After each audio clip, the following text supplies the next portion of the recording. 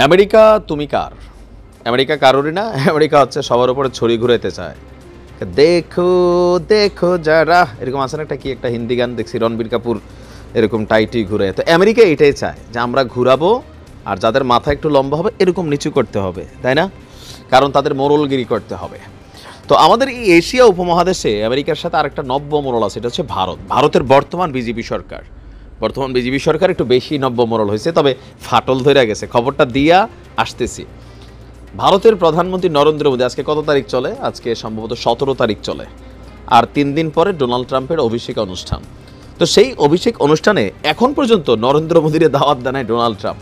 পয়লা দাওয়াতরা দিচ্ছে চীনেরে। তো এটা তো একটু আশ্চর্যের বিষয়। সারা বছর ট্রাম্প বলতো মোদী খুব ভালো মানুষ, ভালো বাবা। আবার মোদিও ট্রাম্পের জন্য প্রকাশ্যে ভোট চেয়ে বিতর্কিত হয়েছিল, সমালোচিত হয়েছিল। হঠাৎ করে ট্রাম্প এবং মোদির মধ্যে কি এমন ঘটলো যে মোটামুটি যারা মানে দাওয়াত পাওয়ার সবাই পেয়ে গেছে। একদম প্রথম দাওয়াতটাই দিচ্ছে চীনের।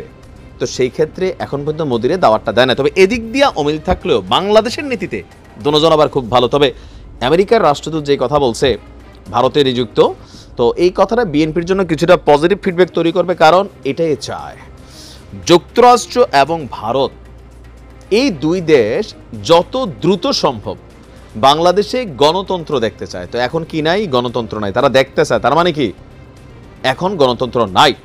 মন্তব্য করেছেন কে? ভারতের নিযুক্ত মার্কিন রাষ্ট্রদূত এরিক গারশেটি। তো ভারতীয় সংবাদ মাধ্যম WION-কে দেওয়া এক সাক্ষাৎকারে বলছেন যে গণতন্ত্রই বাংলাদেশে নতুন অধ্যায় খুলে দিতে পারে।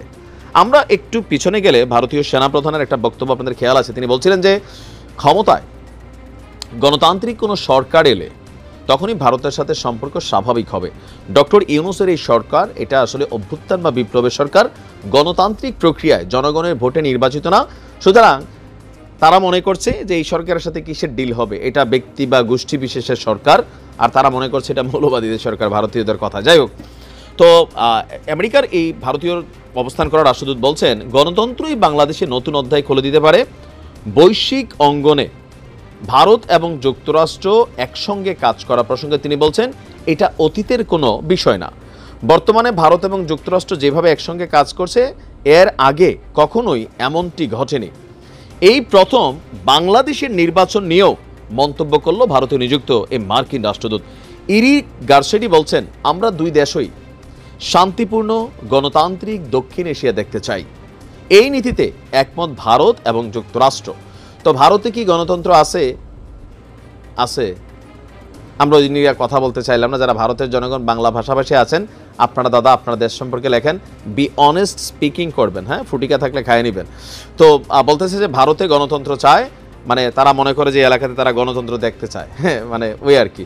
যাই হোক, এরপর বলছে যে আমরা এই নীতির ভাগিদার। এই ক্ষেত্রে দুই দেশ সমন্বয় করেছে বলে মন্তব্য করে বলছেন আমরা পরিষ্কার করে বলতে চাই বাংলাদেশ কিংবা যে কোনো দেশেই হোক না কেন ধর্মীয় সংখ্যালঘুদের নির্যাতন করা উচিত নয়। দেখছেন, আমরা মনে করি আমাদের একটি সুযোগ আছে। ভারত থাকতে থাকতে গোমূত্র পান করতে করতে করে, আমেরিকানরা কিন্তু এগুলা করে, ব্রেন যা ছিল তা কিন্তু খায়া ফেলছে। সে বসবাস করে কোথায়? ভারতে। সে বলে যে সংখ্যালঘুদের উপর নির্যাতন করা উচিত নয়। তো তুমি যে আমেরিকার রাষ্ট্রদূত ভারতে বসে রয়েছো, ভারতে কি ঘটছে? সব জায়গায় বলছি না, সব জায়গায় না, অনেক জায়গায় ভালো পরিবেশ আছে, কিন্তু যেখানে ঘটছে এগুলো কি তোমরা দেখো নাকি দেখো না? দেখো, কিন্তু সেইখানে বলবা না তোমরা গণতন্ত্র ইসরায়েলিদের পক্ষে দেখতে চাও, এরকম এখানেও।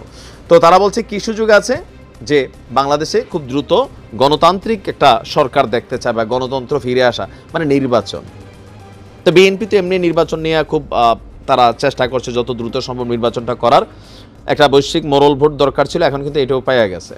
তা আমার মনে হয় আর কি নির্বাচনটা সম্ভবত 2025-এর শেষেই হয়ে যাবে। যতই জাতীয় ঐক্য সরকার গঠন এগুলো হোক, কিন্তু দিন শেষে ক্ষমতার জন্য বিএনপি শক্তভাবে মাঠে নামবে নির্বাচনের জন্য। জামাতও তাতে মেটিকুলাসলি সাপোর্ট করবে, দেখবেন। তো ডক্টর ইউনূসের সরকারকে একটা বার্তা দিয়েছে যত দ্রুত সম্ভব নির্বাচন দিয়া তুমি এখান থেকে সুন্দর করে গ্রামীণ ব্যাংকে ফিরে যাও। বিষয়টা কিরকম বা কি চাচ্ছে আসলে সময় বলে দিন। ভালো থাকবে।